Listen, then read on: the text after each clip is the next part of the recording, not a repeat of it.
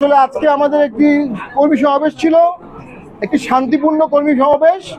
এখানে আমাদের 64 জেলা থেকে নেতাকর্মীরা আসতেন, জেলা সভাপতি, জেলা সেক্রেটারি, তারা প্রেসিডেন্ট এবং অন্যান্য চেয়ারম্যান এবং অন্যান্যদের বক্তব্য শুনতেন। আমরা এই বিষয়ে পুলিশকে অবহিত করেছিলাম। এটি সত্য, পুলিশের কাছ থেকে আমরা কোনো ফরমাল অনুমতি পাইনি, এটি সত্য।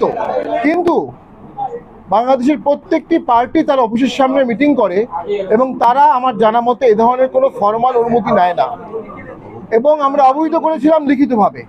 সে রিসিভ করা চিঠিও আমাদের কাছে আছে এবং বিষয়টি সম্পূর্ণ শান্তিপূর্ণ ছিল। এবং আমাদেরকে মিটিং চলার এক সময় বলা হলো অনুষ্ঠানটি সংক্ষিপ্ত করার জন্য। তারা আশঙ্কা করছে আমাদের উপর হামলা হতে পারে, আমাদের উপর যারা হামলা করবে তাদের উপর হামলা না করে তারা আমাদের উপর জলকামান নিক্ষেপ করেছে, সাউন্ড গ্রেনেড মেরেছে। সম্পূর্ণ শান্তিপূর্ণ একটি প্রোগ্রামে পুলিশের অতিরিক্ত শক্তি প্রয়োগ, এখানে অসংখ্য মানুষ ছিল, স্ট্যাম্পিড হতে পারত, পদদলিত হতে পারত। এবং এক্ষেত্রে আমি মনে করি পুলিশ সম্পূর্ণ দায়িত্বজ্ঞানহীন একটি আচরণ করেছে। এটি অনাকাঙ্ক্ষিত। আমরা সবসময়ই আইনশৃঙ্খলা বাহিনীকে সর্বদাই সহযোগিতা করেছি, এখনও করছি, সামনেও করব। কিন্তু একটি রাজনৈতিক দল তার শান্তিপূর্ণ প্রোগ্রাম তার অফিসের সামনে করতে যাবে এবং পুলিশ সেখানে বাধা দিবে, এটা নব্য ফ্যাসিবাদের একটি আবির্ভাব হচ্ছে। এবং আমার ধারণা উপরের মহলে তারা এটা করেছে। যে উপরের মহলে আগেও পুলিশ অন্যায় করত, সেই উপরের মহলের আদেশে এখনও পুলিশ অন্যায় করছে। আমি পুলিশকে কোনো দোষারোপ করব না, তারা চাকরি করে, উপর থেকে যে আদেশ আসে সেই আদেশ তারা পালন করে। আমি মনে করি এই ধরনের দায়িত্বজ্ঞানহীন আচরণ রাজনীতির জন্য অশনি সংকেত। সরকার আর কিছুদিন পরে ভোট করতে যাচ্ছে, 12ই ফেব্রুয়ারি ভোটের একটি দিন ঘোষণা করেছে। আমরা তো মনে করি যে দেশে আজকের দিনে যে ঘটনা ঘটলো এর মানে সরকার বা কেউ ভোটে সদিচ্ছা আছে এমনটি আমার মনে হচ্ছে না। এই পরিবেশে দেশে ভোট হবে এমনটি আমার মনে হচ্ছে না। একটি চরম অন্যায় আমাদের সাথে করা হয়েছে, একটি ইললিগাল ভাবে আমাদেরকে আজকে সরিয়ে দেওয়া হয়েছে। ওখানে চেয়ারম্যান ছিলেন, তার স্ত্রী ছিলেন, আমরা ছিলাম, সকল সিনিয়র নেতৃবৃন্দ ছিল।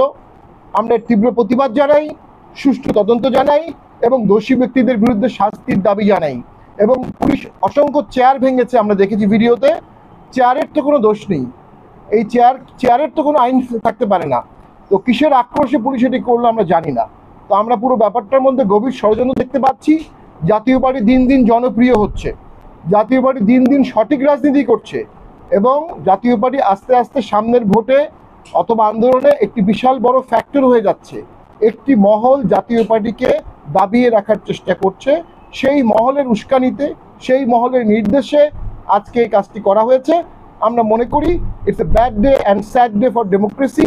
বাংলাদেশের যে ডেমোক্রেসির জন্য হাজার হাজার ছাত্র জনতা জীবন দিয়েছে, আজকে তাদের রক্ত ব্যাহত হলো, আজকে তাদের রক্ত ব্যর্থ হলো, কারণ একটি গণতান্ত্রিক সমাবেশে, শান্তিপূর্ণ সমাবেশে সম্পূর্ণ অগণতান্ত্রিকভাবে শক্তি প্রয়োগ করা হলো।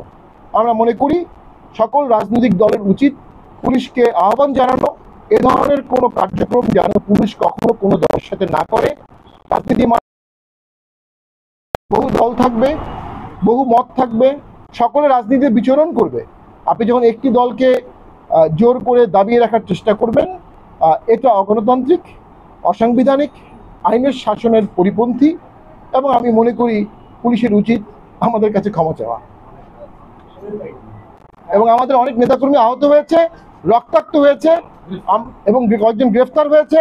আমি পুলিশকে বলবো অবধিবিলম্বে সকলকে মুক্তি দেওয়া হোক। আমরা কোনো সন্ত্রাসী দল না, আমরা শান্তিপূর্ণ একটি দল, শান্তিপূর্ণভাবে কাজ করতে পারি। আমাদের বিপুল জনসংখ্যা ছিল, আমরা ডায়াসের সকলকে বলেছি শান্তিপূর্ণভাবে চলে যেতে। আমরা পুলিশের উপর কোনো হামলার নির্দেশ কেউ দেয়নি, পুলিশের উপর কোনো হামলা হয়নি। পুলিশের এই বিষয়ে সঠিকভাবে তদন্ত করা উচিত। আমরা মনে করি দোষী ব্যক্তিদের শাস্তি কামনা করছি, যারা আহত হয়েছে তাদের জন্য পুলিশের দুঃখ চাওয়া উচিত না, সেটা তো আমরা বলতে পারবো না। তবে আমরা অনুভব করি পুলিশের সাথে আমাদের ব্যক্তিগত কোনো দ্বন্দ্ব নাই, পুলিশের সাথে আমাদের দ্বন্দ্ব হওয়ার কোনো কারণ নেই, কখনো হাতাহাতি মারামারি হয়নি। পুলিশ উপযাচক হয়ে আমাদেরকে আঘাত করবে এরকম সম্পর্ক আমাদের সাথে না। তারা নির্দেশিত হয়ে করেছে, সেই নির্দেশটা কারা দিয়েছে তারাই একটি মহল হতে পারে। আমরা দলীয় ফোরামে দ্রুত মিটিং ডাকবো, মিটিং ডেকে আমরা দলীয় ফোরামে পরবর্তী কর্মসূচি চিন্তা করব এবং কর্মসূচি জানাবো। আমরা মনে করি দেশ একটি সংকটের মধ্যে যাচ্ছে, এখন দেশে শান্তির সময় অশান্তি ক্রিয়েট করা হচ্ছে এবং এই অশান্তি তৈরি করার মাধ্যমে টোটাল নির্বাচন প্রক্রিয়া এবং গণতন্ত্রের অগ্রযাত্রা তীব্রভাবে হোঁচট খাচ্ছে। তো আমরা মনে করি এই ষড়যন্ত্রে অনেকেই ফাঁদে পা দিচ্ছেন। আমরা পরবর্তী পদক্ষেপে আমাদের নেতাকর্মীর সাথে আলোচনা করে, সিনিয়র নেতৃবৃন্দের সাথে আলোচনা করে আমরা সিদ্ধান্ত নিব।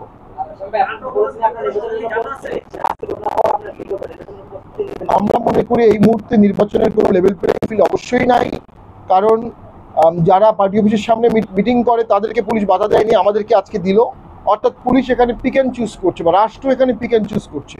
যে রাষ্ট্র বা সরকার পিক অ্যান্ড চুজ করে আইনের শাসন প্রয়োগ করে, সে রাষ্ট্র বা সরকারের অধীনে সুষ্ঠু নির্বাচন করা অসম্ভব কঠিন। বর্তমান সরকার ইতিমধ্যেই এনসিপির সরকার।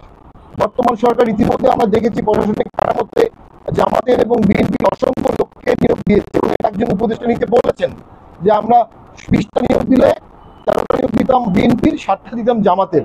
এটা তো নিজেই বলেছেন। তার মানে এই সরকার কিছু দলকে ফেভার করছে। এই সরকার কিছু দলের সরকার, এই সরকার সকল দলের সরকার না। যে দল সকল দলের সরকার না, সেই দল ভোটের সময় বা ভোটের দিন কিভাবে লেভেল প্লেইং ফিল্ড রাখবে, কিভাবে ফেয়ার ভোট হবে, কিভাবে ইনক্লুসিভ ভোট হবে। আমরা মনে করি এই সরকার ফেয়ার, ইনক্লুসিভ এবং লেভেল প্লেইং ফিল্ড করতে চাচ্ছে না, পারবে না, সক্ষমতা নাই, সদিচ্ছা নাই, এবং তারই একটি নির্লজ্জ বহিঃপ্রকাশ করেছে তারা আজকে আমাদের উপর পুলিশকে লেলিয়ে দিয়ে, এবং পুলিশের সাথে জাতীয় পার্টির একটি দ্বন্দ্ব বাড়ানো হচ্ছে।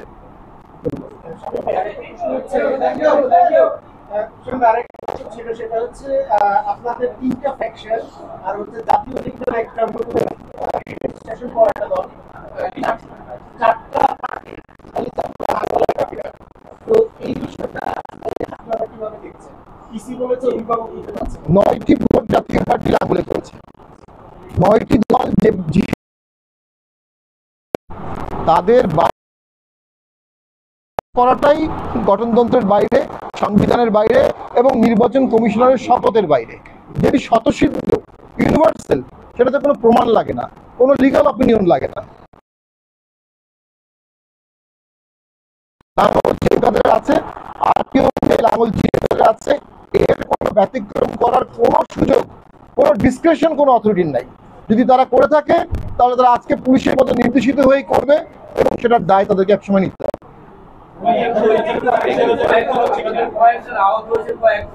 আমরা এখন পর্যন্ত জানতে পেরেছি 20 জন আহত হয়েছে, তার মধ্যে 5-6 জন গুরুতর আহত, অনেকের সেলাই পড়েছে, অনেকের রক্ত ঝরেছে। এবং আমি যদি বলবো, পুলিশ যখন দেখলো এখানে অনেক লোকের সমাগম হয়েছে, সেখানে সাউন্ড গ্রেড দেওয়াটা অত্যন্ত অপেশাদার আচরণ, অনেকে পদদলিত হয়ে মারা যেতে পারত।